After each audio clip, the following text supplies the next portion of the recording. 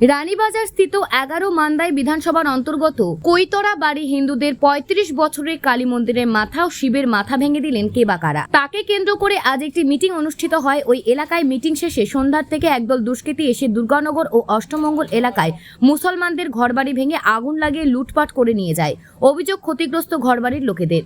কৈতরা বাড়ি যে জায়গায় মূর্তি ভাঙা হয়েছে সেই জায়গায় কোনো ক্ষয়ক্ষতি না হলেও তার কিছুটা সামনে দুর্গানগর এবং অষ্টমঙ্গল এলাকার ব্যাপক ক্ষয়ক্ষতি করেছে দুষ্কৃতীদের। ভেঙে দেওয়া হয়েছে বাড়িঘর, জ্বালিয়ে দেওয়া হয় নিজে যাই ঘর থেকে জিনিসপত্র লুটপাট করে সর্বহারা হয়ে গেছে অনেক পরিবার। প্রায় 10 থেকে 15টি গাড়ি এবং 8 থেকে 10টি বাড়িঘর জ্বালিয়ে দিয়েছে দুষ্কৃতীরা। ঘটনাস্থলে পশ্চিম জেলার পুলিশ সুপার সহ অতিরিক্ত পুলিশ মহানির্দেশক অনুরাগ দেনকর সহ অন্যান্য ঘটনাস্থলে বিশাল পুলিশ বাহিনী। তবে ঘটনা হওয়ার পর মন্ত্রী সুশান্ত চৌধুরীও ঘটনাস্থলে এসেছিলেন, কিন্তু পরবর্তী সময় তিনি চলে যায়। লুটপাট করে সব নিয়ে থেকে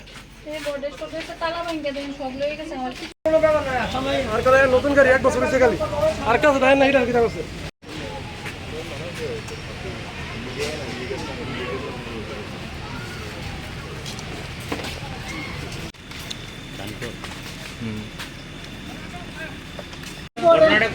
ঘটনাটা 2 ঘন্টা আগে হইব।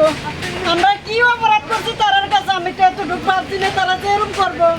শ্বশুর শাশুড়ি তারা ক্যান্সার অসুস্থ, কিছু রাখছে না। আমি বাড়িতে একটা ঘর ধরছি, আমি 2 লাখ টাকা এনে রাখছি আমারই প্রতি। তারা আমার চুকিষ্টি করলে সব লেগে গেছে। দেন না এটা কি একটা কাজ হয়েছে স্যার, এটা কেমনে করলো তারা?